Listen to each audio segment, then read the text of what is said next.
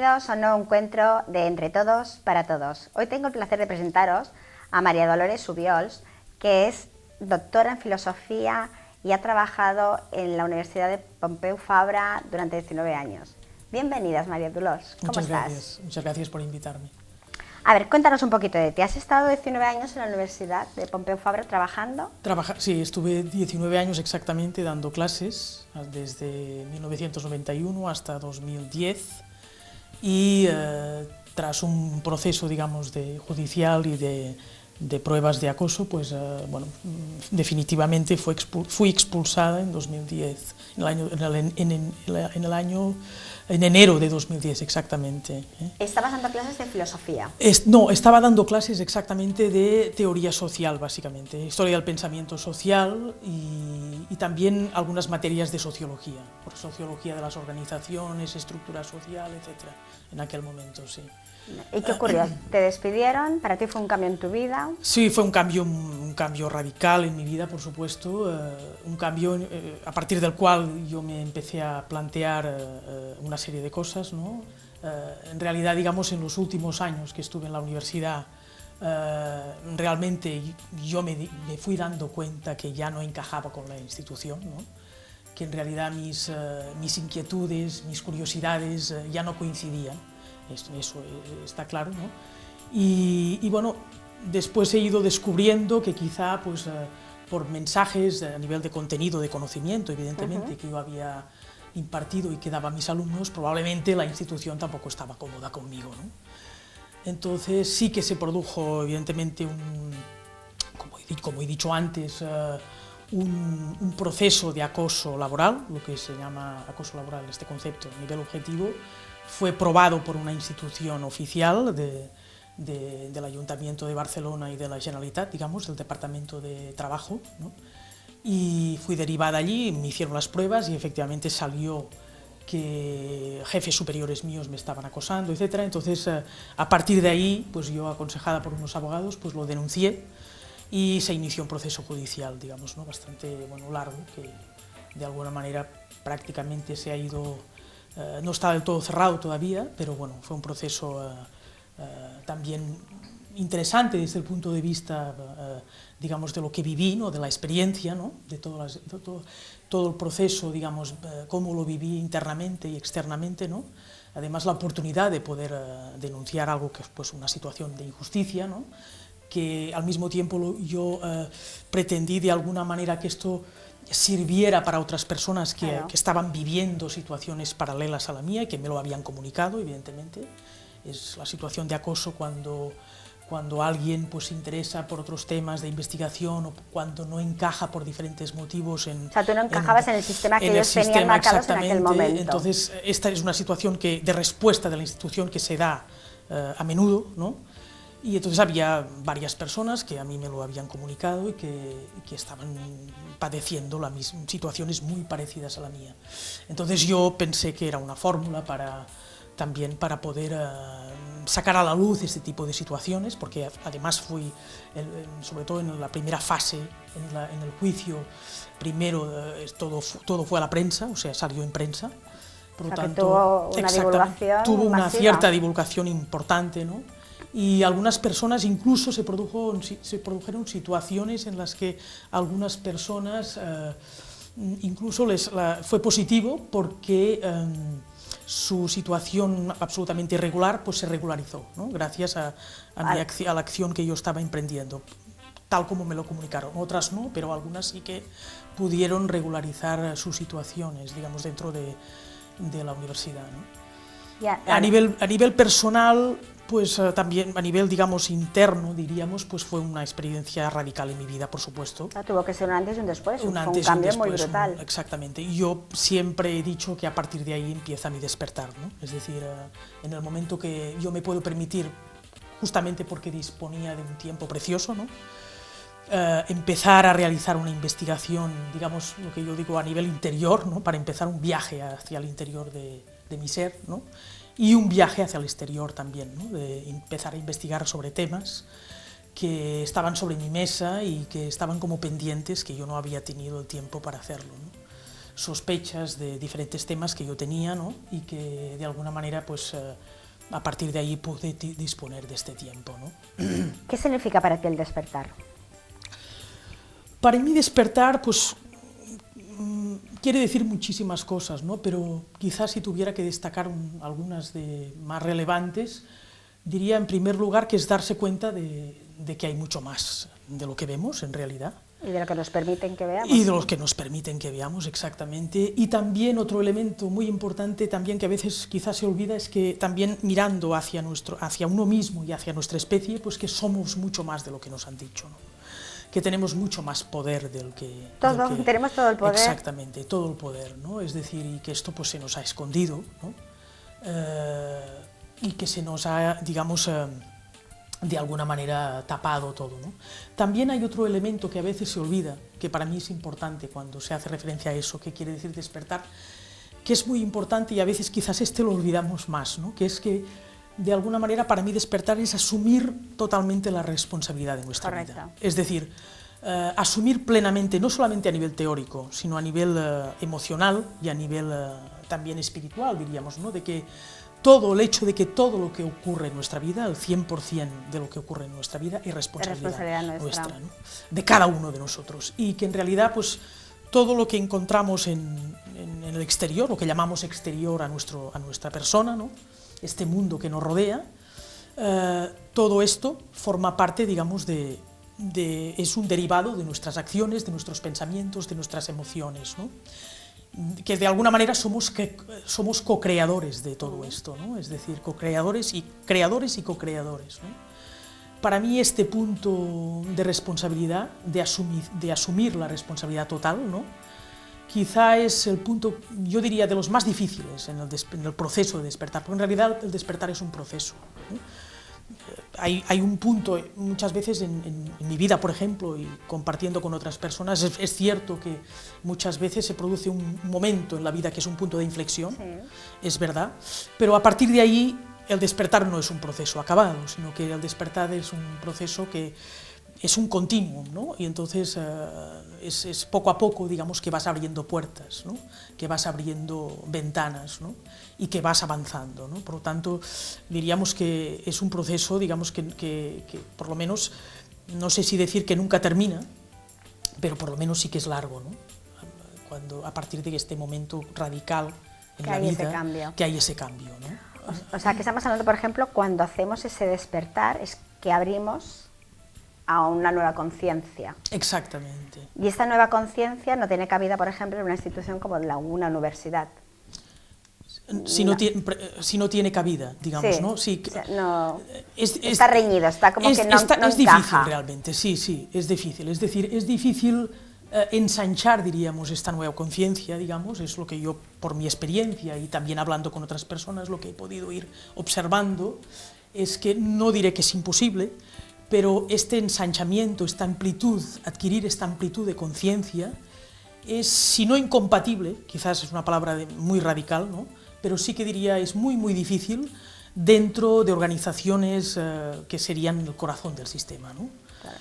Bueno, la universidad evidentemente es una de ellas. Sí, sí. La universidad es una institución capital, emblemática, digamos, y capital estructural, es una de las columnas vertebrales importantes del sistema, que en el fondo hemos sido todos co-creadores, sí. No olvidemos la responsabilidad ahí, ¿no? Y entonces ahí dentro, realmente yo lo que determino, digamos, he determinado y que he podido ir comprobando, es difícil, porque los sistemas de control social que están presentes en estas instituciones son muy fuertes, ¿no? Y allí quisiera añadir un dato que yo creo que es importante a tener en cuenta, y es que estos sistemas de control social no se reducen a lo que la mayor parte de gente pensábamos, y yo misma pensaba, que no se reduce a un tema ideológico, ¿no? Que por supuesto que están ahí los sistemas de control social ideológico, sino que son más profundos, son sistemas existen, se han hecho investigaciones importantes que demuestran que hay todo un montaje de control social más allá incluso de las ideas, ¿no? Sino incluso casi diríamos físico, en el sentido electromagnético, ¿no? Es decir, hay estudiosos este tema se han hecho estudios importantes que demuestran esta invasión al individuo a nivel electromagnética, ¿no? A través de cualquier aparato, ¿no? Es decir, y esta presencia en este tipo de instituciones es muy fuerte. Entonces, realmente compruebas en mi vida, por ejemplo, el antes y el después, la sensación de libertad, digamos, que yo he podido disfrutar cuando me he encontrado fuera, digamos, del corazón de estas instituciones, pues se ha ensanchado de una forma enorme, ¿no? Claro, ahora te puedes expandir y puedes exactamente. disfrutar realmente de... Incluso podría decir que lo he notado a nivel casi, diríamos, físico, ¿no? Sí, por supuesto. Es decir, no solamente a nivel emocional, que por supuesto, no solamente a nivel mental, sino a nivel físico incluso, ¿no? Y eso pienso que es importante no olvidarlo, ¿no? Claro. Lo cual no quiere decir que personas que están dentro no puedan abrir brechas, evidentemente, que sea radicalmente imposible, pero que la dificultad es considerable y sigue existiendo a día de hoy. Exactamente, es importante tenerlo consciente de que no es lo mismo estar dentro que estar fuera, evidentemente. Luego, ¿cuál es la relación de esta nueva ciencia con el mundo del espíritu? ¿Qué crees? Bueno, para mí es uno de los puntos capitales, ¿no? del despertar, ¿no? Que es darse cuenta justamente de esta ligazón, ¿no? De este vínculo, ¿no? de todos los descubrimientos que se han hecho desde el nuevo paradigma, ¿no? Básicamente cogiendo la física cuántica, que es el núcleo, justamente es una disciplina, la física, que siempre, incluso en el mundo de la academia convencional y clásica, la física es una de las asignaturas que llamábamos de la ciencia dura, ¿no? De la ciencia claramente más ortodoxa, ¿no? Entonces, esta ciencia que evoluciona en el momento que se empieza a investigar el mundo subatómico, ¿no? Y realmente pues, no deja de ser ciencia física. Yo siempre digo, no olvidemos que la física cuántica no deja de ser física, ¿no? Por lo tanto, que nos habla del mundo material también, ¿no? Pero la gran paradoja y al mismo tiempo sorpresa fascinante es que esta física nos descubre el espíritu, ¿no? Es decir, lo que hace esta física justamente es ponernos de relieve la existencia del espíritu. Y a partir de ahí aporta una tesis, digamos, a partir de esta primera tesis importante, que es el mismo descubrimiento del espíritu. Una segunda tesis que se puede derivar de ahí a nivel inmediato es que esta misma física nos dice que el mundo del espíritu no está separado del mundo de la materia. No, claro. Para mí es lo más relevante, ¿no? Sino que es un tema de grado, de densificación. Lo que yo digo, gradación, existe una gradación entre materia y espíritu, que son de naturaleza, no son de naturaleza distinta, sino que son de la misma naturaleza. No hay distinción entre materia y espíritu en cuanto a la naturaleza. En filosofía diríamos en cuanto a la naturaleza ontológica, con esta palabra, ¿no? No son distintos, sino que lo que sí que descubre esta física es que es un problema de grado de densidad, ¿no? Hace unos años descubrí también una tesis por parte de una persona que se considera, y es fiable en su testimonio, siempre lo menciono, que se considera un contactado, que es Alex Collier. Sí, lo conozco. Alex Collier, una de sus tesis importantes que defiende por su propia experiencia es que dice que siempre se nos ha transmitido una idea muy equivocada de lo que es el mundo del espíritu, porque se dice que se nos ha transmitido una idea como si el mundo del espíritu no tuviera fisicalidad, ¿no? Y dice Alex Collier, eso no es cierto, el mundo del espíritu también tiene fisicalidad, lo que pasa es que es una fisicalidad sutil, es una fisicalidad que está desnuda de densidad, y por lo tanto desde nuestra tercera dimensión esto nos es difícil de concebir, ¿no? de entender en principio, ¿no? Pero es una realidad, ¿no? Y para mí es este vínculo entre física, entre materia y energía, o entre materia y espíritu, realmente es la aportación más importante que hace la nueva ciencia, y que a partir de ahí podemos enlazar con todo este mundo de la espiritualidad, ¿no? Del espíritu y sobre todo también deshacer entuertos y digamos, cosas falsas, digamos, pseudo-espiritualidades que se nos habían transmitido, ¿no? Para mí es importante. Creencias que nos han ido inculcando, que las hemos tenido ahí y que ahora con la nueva conciencia, por suerte para nosotros, estamos realmente abriendo una conciencia diferente y un despertar. Y un despertar, exactamente, ¿no? Sobre todo deshaciendo falsedades, ¿no? O sea, pseudo-espiritualidades, incluso pseudociencias, ¿no? Porque esta ciencia clásica que limitaba todo su campo de investigación, todo su saber a los sentidos externos, ¿no? Claro.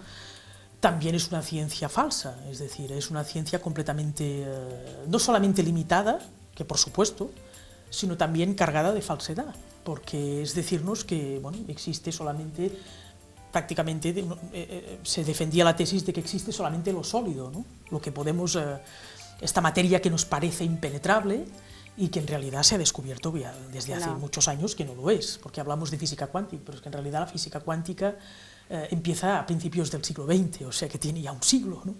Es decir, que lo primero que se descubrió en física cuántica a principios del siglo XX, de donde se está llegando ahora, también hay un abismo, ¿no? Es decir, que se ha avanzado muchísimo, ¿no?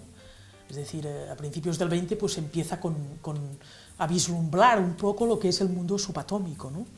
Y ahora estamos ya, digamos, llegando dentro de lo que hemos descubierto que este mundo subatómico en realidad es un universo, ¿no? En realidad, ¿no? Es inmenso, claro. Que es inmenso, ¿no? Que cada átomo sería como un universo, ¿no? O una galaxia, ¿no? Es decir, y que nosotros de alguna manera, todo nuestro mundo es un fractal de todo esto, ¿no? Entonces, claro, esto es realmente inmenso, ¿no? ¿Cómo crees que podemos contribuir a impulsar el despertar global?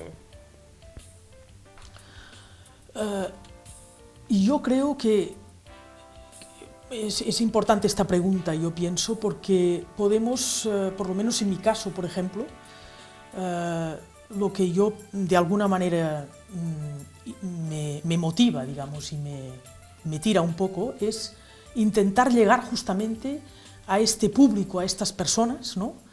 que de alguna manera, desde nuestra perspectiva, nos daría la sensación de que no han despertado, ¿no? De que no han empezado a dar estos pasos, pero que, como yo he ido observando, hay un cierto sector de la población que está a punto, digamos, de dar cada vez más cerca de dar este paso, ¿no?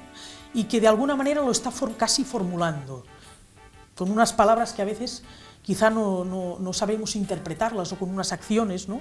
Que nos parece que están muy dormidos o que no acaban de darse cuenta de nada, y en realidad a veces cuando te acercas a la gente, cuando te acercas y empiezas a hablar con ellos, te das cuenta que te están demostrando unas emociones, unas actitudes, como si te estuvieran pidiendo que les dieras información, ¿no? De que están queriendo despertar y no saben cómo hacerlo.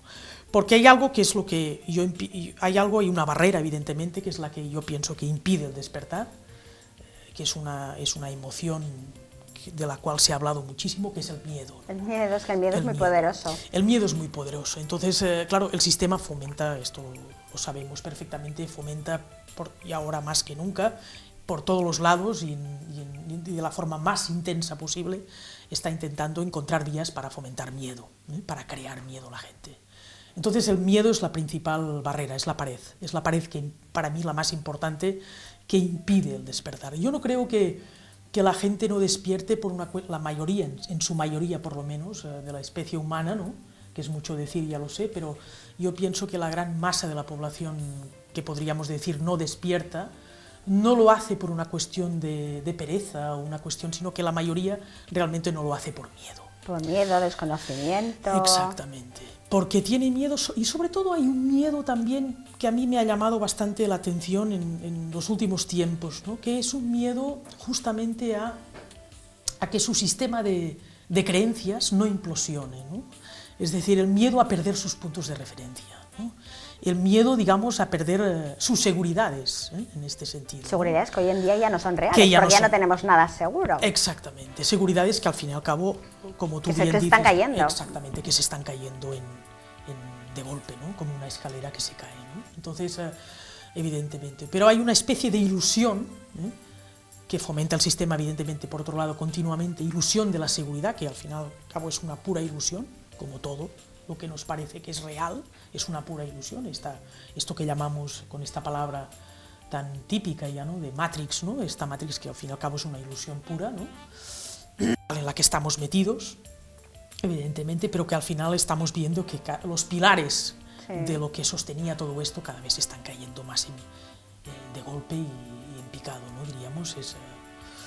Entonces, claro, llega un momento que ya no tiene sentido. Entonces es cuando aquí yo veo que hay sectores de la población que están empezando a mostrar estas señales, ¿no?, estos signos de que quieren despertar, pero que hay un último eslabón o un último puente, ¿no?, diríamos, que no se atreven a dar el paso, a atravesar, ¿no?, a cruzar, que sería justamente el miedo, ¿no?, o sea, superar este miedo a perder el sistema de creencias, a perder... Más, incluso yo diría, el miedo más importante que yo he ido observando y que se repite muchísimo es este miedo a perder los puntos de referencia en cuanto al sistema de creencias, más incluso que la pérdida material. Más que la seguridad. Más que la seguridad que podríamos llamar en términos materiales, ¿no? Esto de perder la cabeza, diríamos, ¿no? Es decir, hay un miedo como a entrar en la locura, ¿no?, diríamos. Y es que en realidad es cierto, o sea, el despertar implica una parte de locura, ¿eh? Sí, porque si a mí me dicen hace unos años atrás que iba a dejar todo lo que tenía por dedicarme realmente a lo que estoy haciendo y disfrutando de lo que estoy haciendo, diría, no es posible. Buscamos una seguridad de un trabajo, un equilibrio en todo, que todo esté controlado. Y ahora realmente no tenemos nada en control. O sea, vivimos el momento presente, que es lo que tenemos, lo que pasa mañana, dentro de que tú puedas tener unos objetivos, por supuesto, pero es vivir el momento presente que nunca nos habían enseñado. Exactamente. Entonces, exactamente. Yo sé también que has creado un espacio que es el propósito esencial de Universalia. Háblanos un poquito, ¿en qué consiste? Es un espacio de conocimiento consciente. Sí, yo lo he llamado así, Universalia, espacio de conocimiento consciente, porque un poco la idea, lo que pretende básicamente Universalia, justamente es llegar a la gente a través de dar información, ¿no? También he observado que este sector de gente que da señales de querer despertar, a pesar de sus miedos, que algunos intentan superar, ¿no?, otros están más paralizados, pero otras personas intentan superar, también he detectado, digamos, una demanda por parte de este sector, que es el hecho de que quieren información, y una cierta información que de alguna manera, desde su punto de vista, ¿no?, les pueda dar una especie de credibilidad, ¿no?, en este sentido, ¿no? Es decir, como necesitan... ¿Y qué entiende esta gente por credibilidad? Pues necesitan básicamente poder dar el salto a partir de un discurso racional, ¿no?, que evidentemente la razón, lo que yo digo siempre, la parte mental tenemos que ir aprendiendo, digamos, por lo menos no abandonarla, sino a darle otra dimensión, es decir, pasar de lo que yo llamo la mente inferior, ¿no?, que es una mente analítica, es una mente que divide, es una mente que estructura. Esta mente tenemos que ir dejándola y pasar a entender la mente superior, ¿no? Es decir, a intentar comprender la realidad a través de una mente más ancha, ¿no? Entonces esta gente está pidiendo a algunas personas, digamos, o espacios que puedan establecer este puente, ¿no?, a través del discurso, digamos, fundamentado, el discurso racional, etc., ¿no? Y Universalia, un poco la idea, digamos, entre otras cosas, pretende esto, ¿no? Vale. Poder llegar a estas personas, ¿no? Me parece genial que haya un espacio así. Si quieres facilitar la página web para que puedan ellos apuntarlo, ponerse en contacto contigo, si tienen alguna duda, si tienen alguna pregunta que hacerte en concreto, sepan dónde dirigirse. Es universalia.info. Pueden entrar, la primera opción que van a encontrar en Google o cualquier buscador les aparecerá Universalia Espacio de Conocimiento Consciente, y entonces, bueno, es clicar allí y entrar, ¿no? Es decir, es verdad que físicamente, bueno, ese es el espacio virtual, físicamente Universalia está ubicada en el centro de Cataluña, que también tiene esto una explicación, ¿no? Y es que un poco es dar cobertura a las personas que viven, que no están concentradas en Barcelona, ¿no? Sí.